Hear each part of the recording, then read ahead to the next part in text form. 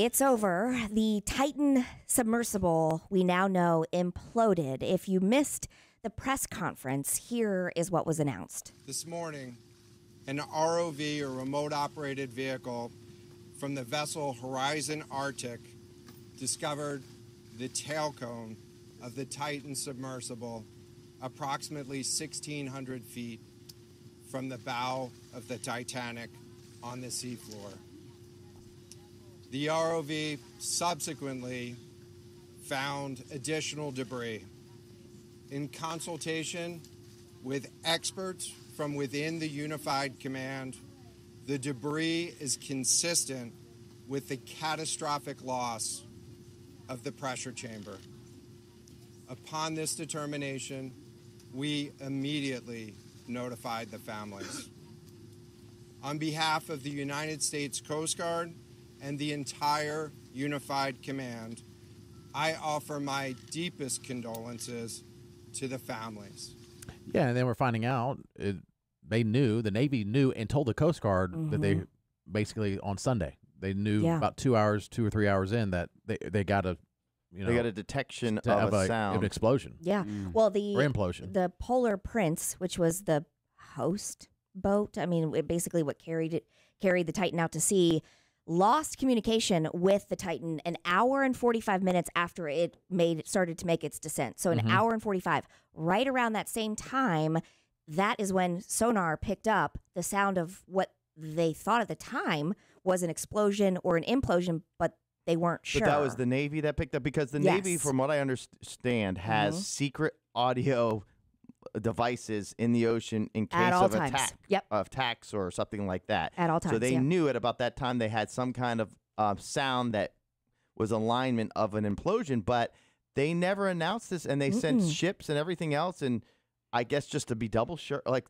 just in case, and the banging and stuff. And well, I think, and I'm torn on it, because it's like I think that I'm assuming that probably family members were made aware of the sound. Maybe. I don't know. You don't think so? I don't know. Some people are saying that that's one of the reasons why they didn't say it is because family and everything were watching, and they wanted to be 100% sure before giving that type of information. Well, maybe people on the Polar Prince were made aware of it, and then possibly they didn't want to make. I mean, I kind of could see and understand that you don't want to make a big announcement like that without finding evidence first. I mean, but I think you give what you have. Yeah, and say, I do agree with something that. consistent with an implosion, but we don't know. We're holding out hope. We don't have any evidence. We haven't other found than the that debris. Sound. There's no debris. 100%. Let people do what they want with the information. I mean, notify the family first. Hey, yeah, that's this isn't transparent great. and factual. Yes. Right. The factual thing is, at this time, when you guys lost communication, we did detect a sound of an implosion or explosion, whatever that type of sound makes, at the same time. So we got to look into that. Right. Yeah, because hearing that yesterday, we were like, all what? glued, watching the press conference, and we knew that it was the big announcement at 3:00, and we were all filling each other in on our text thread and just following along. And then when that came along, I was stunned. I didn't know that there had been. I mean, it was just, and it was kind of buried. You know how I follow Daily Mail? It just came up in the headline. It just was like, oh, and by the way, we knew, and I thought, oh, no, we didn't know. And told the Coast Guard. Right. Navy told the Coast Guard on Sunday. Not the only person that they told. You know who else they told? Somehow or another, James Cameron, the Titanic director, also was told that there was the sonar, or that the sonar had picked up some sort of sound or an implosion sound. And so James Cameron talks a little bit about it during, of course, everybody's asking James Cameron, because he's made that voyage 33 different times. By himself down to the Titanic. Yeah. And so if anybody's going to know, it's definitely James Cameron. I was out on a ship myself when the event happened on Sunday. The first I heard of it was Monday morning. I immediately got on my network because it's, a very small community in the deep submergence group, and found out some information within about a half hour that they had lost comms and they had lost tracking simultaneously. The only scenario that I could come up with in my mind that could account for that was an implosion, a shockwave event so powerful that it actually took out a secondary system that has its own pressure vessel and its own battery power supply, which is the transponder that the ship uses to track where the sub is. So I was thinking implosion then. That's Monday morning. I got on the horn again with some other people, tracked down some intel that was probably of a military origin, although it could have been research, because there are hydrophones all over the Atlantic, and got confirmation that there was some kind of loud noise consistent with an implosion event. Oh, yeah. All right, so it's the hydrophone. I'm wondering if that's a device that detects the sound. But here's the other question, Katie, and I just thought of this. Yeah.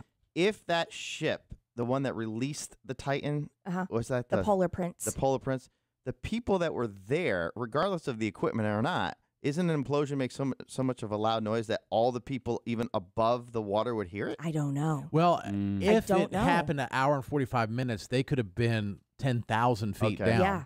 And maybe not. Because 5 minutes down, we learned very recently that 5 to 10 minutes down, there's no longer light. There's no longer sound. I mean, sounds that you can hear. There's no longer, you can't see in front of your face. So the sound wouldn't travel, you're saying? Unless you had some sort of sonar detection. Right. And I don't know if they did or not. But that's where they lost. Yeah. James Cameron did mention a hydrophone, and what that is an underwater device that detects and records ocean sounds from all directions. They say we have that all throughout the Atlantic. I guess that's a military protection thing for the United States. Yeah, I can see that. And I think also used so that submarines, I know that they have their radars and things like that, but that also so submarines don't collide in the ocean, so that I think that's also part of that.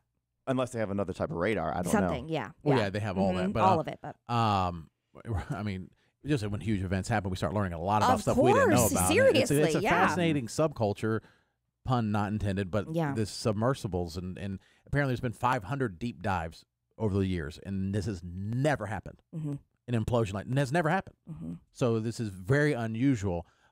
James Cameron, I believe, continues. That seemed to me enough confirmation that I let all of my inner circle of people know that we had lost our comrades, and I encouraged everybody to raise a glass in their honor on Monday. Then I watched over the ensuing days this whole sort of everybody running around with their hair on fire search, knowing full well that it was futile, hoping against hope that I was wrong, but knowing in my bones that I wasn't. And so it certainly wasn't a surprise today. And I just feel terrible for the families that had to go through all these false hopes that kept getting dangled, as it played out. Yeah. There were false hopes because of the banging Yeah. sound, and no wonder why they were so adamant about was not been confirmed. It sounded human though to me when you played it yesterday. The sound, the banging. Oh yeah, sure. But I mean, now we know again because we're all just learning. Those types of sounds happen all the time underwater, and it could be even far away. Could be. We don't know. We don't know how far away. We do know now that the debris that was found from the Titan just 1,600 feet off the bow of the Titanic. So it's like heading that way. It was heading right. It's pretty close. Right there, yeah. Well, and the implosion with the silver lining is that they said the death would be instant. They wouldn't even know what's going on. Then all of a sudden, they're basically evaporated. Like they're not going to find them. Which is hard to fathom. Imagine. I think I heard some guy say on the news, a reporter say, or some expert on this, the implosion is that it's a nano. The implosion is 2 nanos of a second.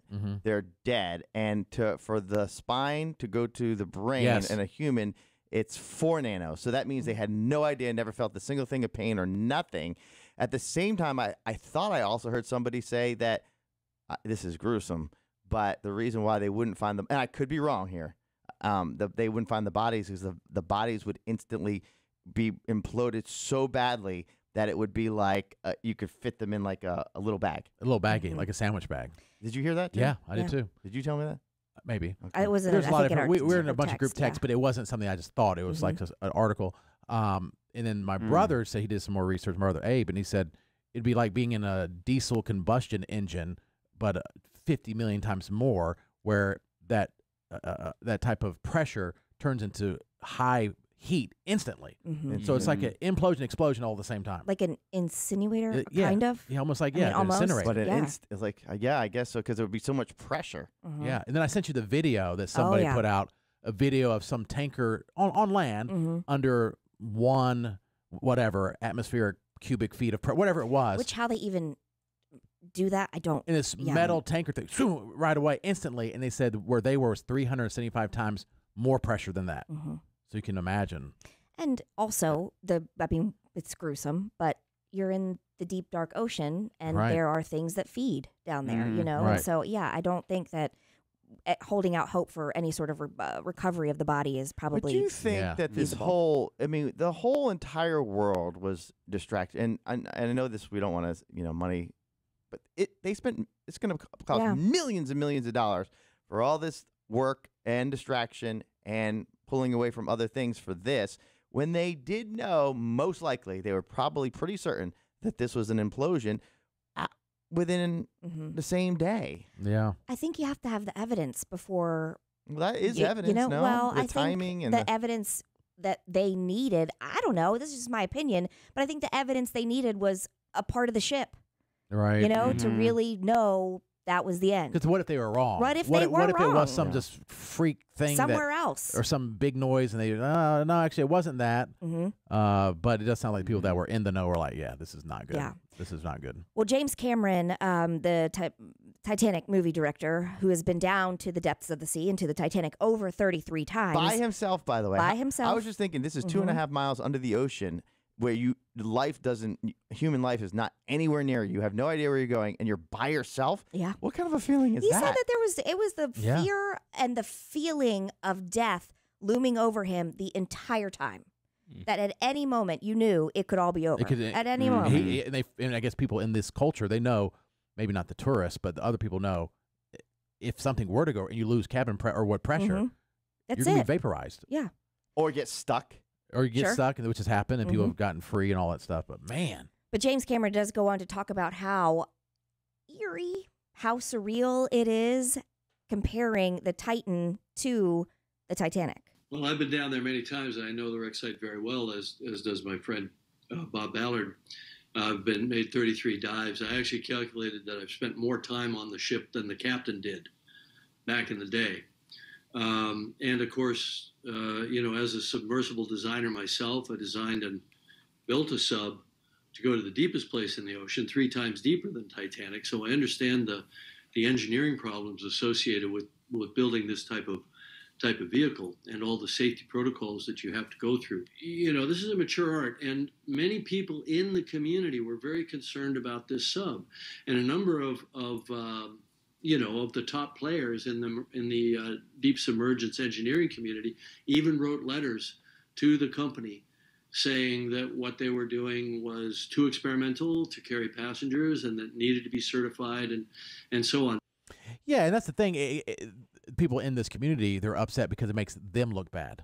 It puts a shade over everything. We're like, oh, this is dangerous, when they've done it over 500 times with no problems because they're doing it right. They're being certified. They're being approved. These vessels are being checked. And I mean, like an accident could happen, like getting stuck. People can understand that. But Sure. when apparently the material he used, everyone said, don't use that material, and he did it anyway. Well, it worked. It worked the first couple times. Yeah. Right. Because this is not the first time. I think it was third.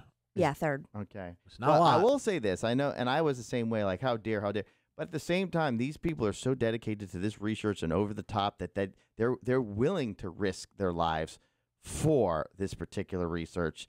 And people like that, I don't think a lot of people have that mindset. No, I don't think they do. No, But I they're don't. also bringing Billionaires. tourists Yeah. on. Yeah. On. That's a little. You got to seem like you need to be certified if you're going to bring just they're still people. They're everyday people. They just have a lot more money. The than we one do. other thing I have, sorry, Oh, Kate, yeah. the one thing I have a problem with probably the most is, like, there's the dad, and he was just all about the Titanic. This is what he wanted to do. This is what the research, and apparently the son wasn't into it that much, but the dad wanted him. So did you tell me that, Squid? It was in our group, I think our Katie thread. did. Yeah. Yeah, I saw an interview with the 19-year-old on board. His name was Suleiman, and his father was also on board. And his dad was all about it. His dad was one of the he paid the big money. I mean, funded it and then wanted to go.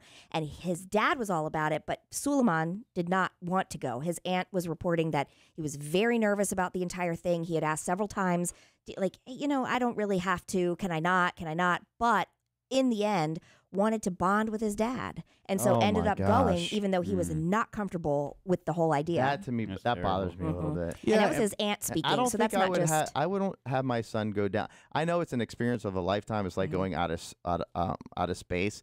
But unless my son was dedicated over the line, that was gung ho about wanting to do it, I wouldn't because I know there's a risk, Mm-hmm. Yeah, even but- on a safe one. Yeah. Yeah, I mean, I think statistically, you're still less likely for this to happen than getting a car wreck.